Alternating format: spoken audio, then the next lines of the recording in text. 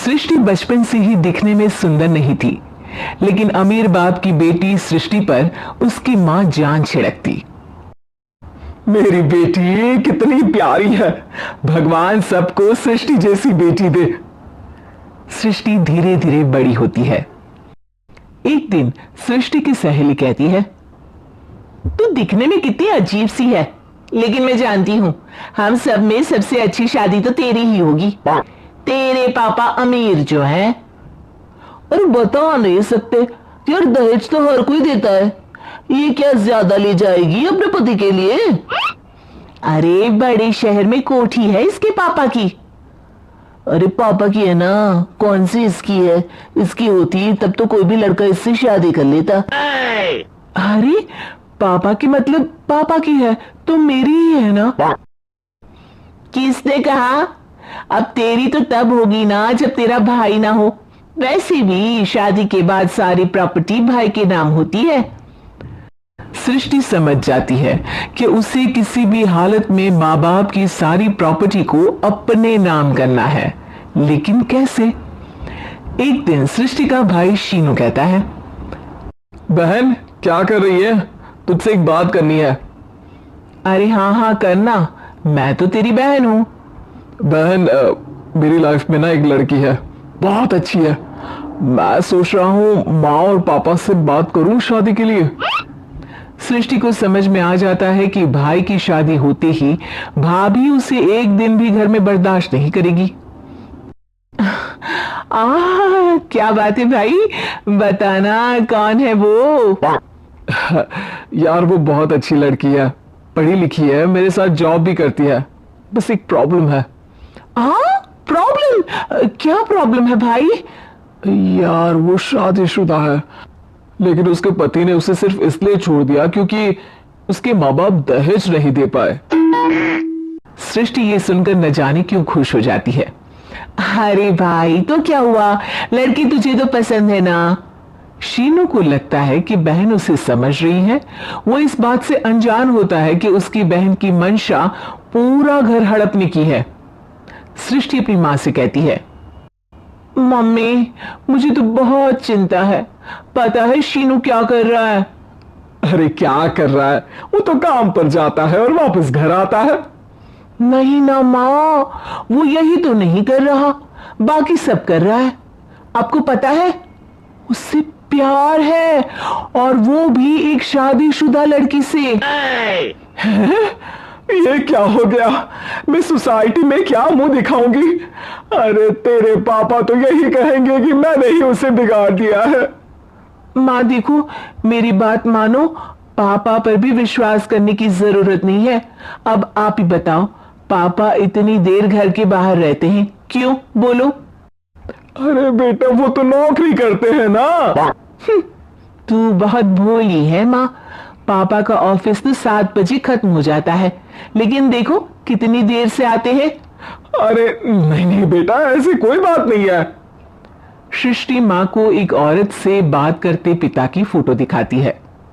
देखो माँ कैसे है पापा, मैं ना कहती थी कि पापा सही नहीं है। मैं तेरे पापा से बात करूंगी, दे फोटो मुझे। ओ माँ वो तो डिलीट हो गई। लेकिन चल तूने तो देख लिया ना, पापा से बाद में बात कर लेना, और हाँ मेरा नाम बिल्कुल मत लेना। हाँ माँ।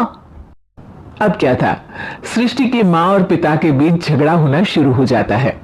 सृष्टि के मन में क्या चल रहा था कोई नहीं जानता था।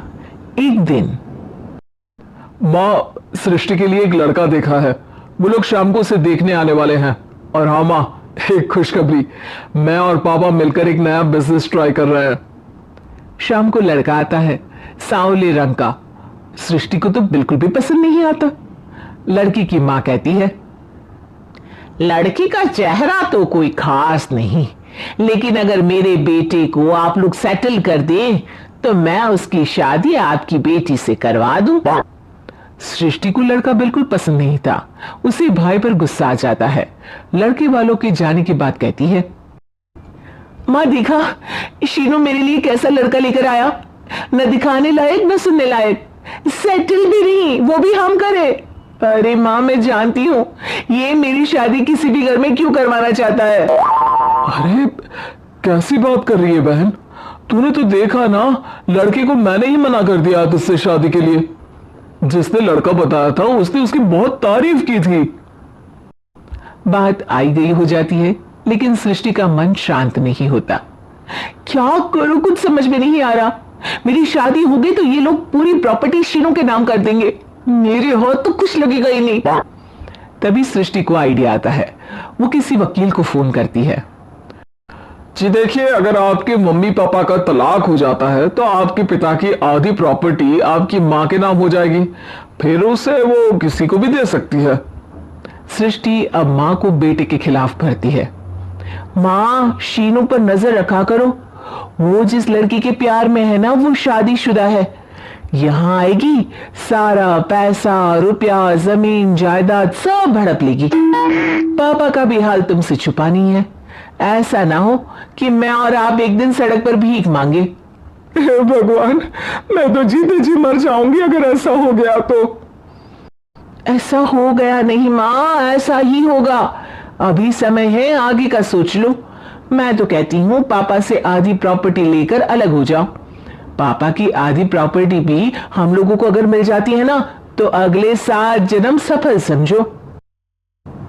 बेचारी मां बेटी के कहने पर पति से तलाक लेकर अलग हो जाती है। सृष्टि अब पैसों से गाड़ी और अपने दूसरे महंगे शौक पूरे करने लगी। उसके दोस्त भी उसके पैसे इस्तेमाल करते। सृष्टि, कल तुम कहां थी? मैं सारा दिन घर पर अकेली थी। तो मैं क्या करूं? मैंने ठेका तो नहीं लिया है ना तुम्हें संभालने का। मां को सृष्टि से ये उम्मीद नहीं थी। वो बैठकर रोने लगती है। वहीं उसका पति यानी कि सृष्टि के पिता आ जाते हैं। मैं जानता था कि तुम्हारा यही हाल होगा, तो आपने मुझे रोका क्यों नहीं? मैं रोकता तो तुम रुकती क्या? सृष्टि के कहने पर तुमने मुझ पर अपने बेटे पर शक किया, लेकिन तुम ये भूल गई कि कैसे हम दोनों ने मिलकर जीवन में इतना सब खड़ा किया। मां पति के गले लग जाती है। मुझे माफ कर दीजिए, मैंने आपकी कमाई का एक बड़ा हिस्सा गवा दिया। कोई बात नहीं, तुम साथ हो तो मैं ऐसी 7 प्रॉपर्टी खड़ी कर दूंगा। तभी वहां सृष्टि आ जाती है रोते हुए। मां, मयंक ने मुझे छोड़ दिया। वो बोल रहा था जब तक मेरे पास पैसे थे तब तक ही वो मेरे साथ था। पापा, मां, मुझे माफ कर दीजिए।